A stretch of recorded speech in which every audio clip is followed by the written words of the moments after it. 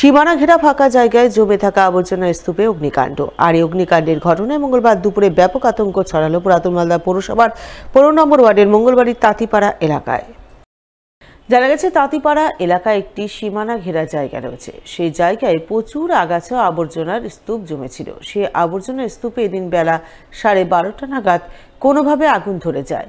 প্রথমে গলগল করে ধোঁয়া উঠতে শুরু করে, আর এর কিছুক্ষণ পরেই দাউ দাউ করে আগুন জ্বলে ওঠে। প্রথমে স্থানীয়রা জল ঢেলে আগুন নেভানোর চেষ্টা করেন, কিন্তু আগুন নেভানোর জন্য তারা খবর দেন দমকল দপ্তরে। খবর পেয়ে দমকলে একটি ইঞ্জিন গিয়ে আগুন নিয়ন্ত্রণে আনে। ফলে বড়সড় অঘটনের হাত থেকে রক্ষা পান এলাকাবাসী।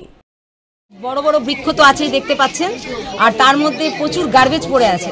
তো এমন সময় প্রচুর ধোঁয়া, চিৎকার চেঁচামেচি, বাইরে বেরিয়ে আসি। এসে নিয়ে এরকম ধোঁয়া দেখছি প্রত্যেকটা বাড়ির থেকে বালতি বালতি জল নিয়ে ঢালছে। হ্যাঁ, এই নিয়ে গোটা পাড়াতে আতঙ্ক। সবার বাড়িতে ইলেকট্রিক নামিয়ে, হ্যান্ডেল নামিয়ে দিয়ে গ্যাস ফ্যাস অফ করে দেওয়া হয়েছে। চিৎকার চেঁচামেচি করে সকলেই জল ঢালাঢালি করছিল। এর মুহূর্তে ফোন করি আমি ফায়ার ব্রিগেডকে। ফায়ার ব্রিগেড সঙ্গে সঙ্গে, বেশি সময় নেয়নি, তৎপরতায় কাজ করেছে এসে। আর পাড়া প্রতিবাসীও খুব সহযোগিতার হাত বাটিয়েছে এখানে। কিন্তু এই জিনিসগুলো যদি না হতো, আমাদের কাউন্সিলর এসেছিলেন এখানকার, এই এলাকার কাউন্সিলর এসে সঙ্গে সঙ্গে পুলিশকে ফোন করেছে। উনিও ফায়ার ব্রিগেডকে আবার ফোন করেছিলেন, তো এসে কাজ করেছেন। ফায়ার ব্রিগেড খুব তাড়াতাড়ি কাজ করেছে।